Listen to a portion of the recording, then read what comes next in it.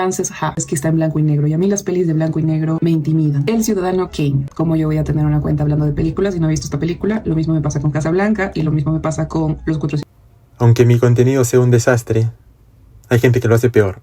El cine desempeñó un papel fundamental en la consolidación del régimen nacionalsocialista en Alemania.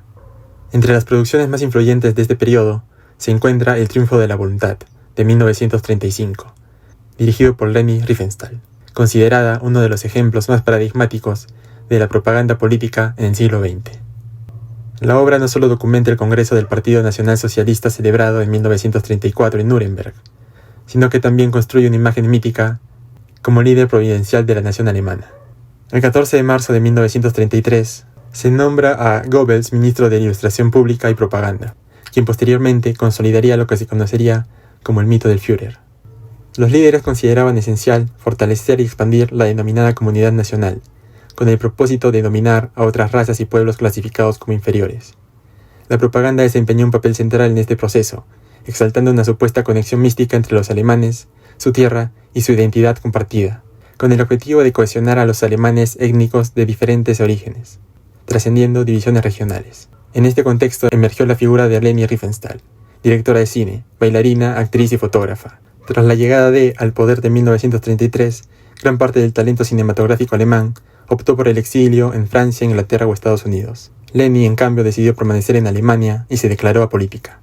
No obstante, tras varios encuentros, aceptó dirigir una película sobre el mitin del Partido Nacional Socialista en 1934, proyecto inicialmente concebido por el documentalista Ruttmann. Lo que éste había planeado como un ejercicio retórico, Riefenstahl lo transformó en un himno visual a las mitologías raciales, articuladas mediante la geometría de sus rituales.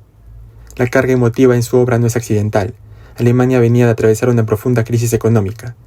Las dificultades de la República de Weimar, la muerte del mariscal Hindenburg y sobre todo el trauma del Tratado de Versalles, que había dejado al país en una situación de humillación internacional. A ello se sumaba el hecho de que el armisticio de 1918 fue percibido como una derrota inesperada, pues la Primera Guerra Mundial no se hallaba decidida en el campo. En ese escenario de frustración colectiva y búsqueda de redención, surgió la figura de, a quien Riefenstahl elevó en su documental a la categoría de Salvador mesiánico.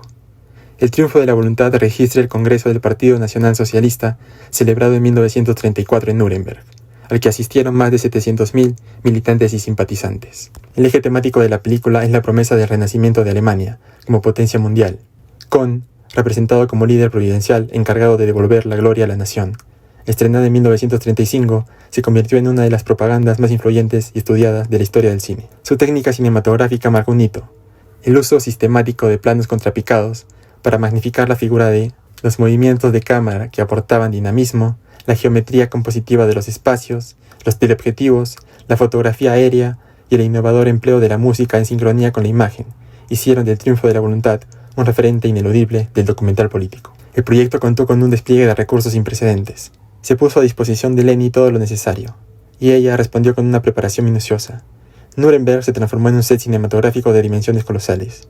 17 electricistas, 26 conductores, 37 guardias de seguridad, 16 camarógrafos con sus ayudantes, 9 fotógrafos aéreos, 29 operadores de noticieros, 13 técnicos de sonido, oficinistas, asesores técnicos y como extras, cerca de 1 millón de asistentes al mitin.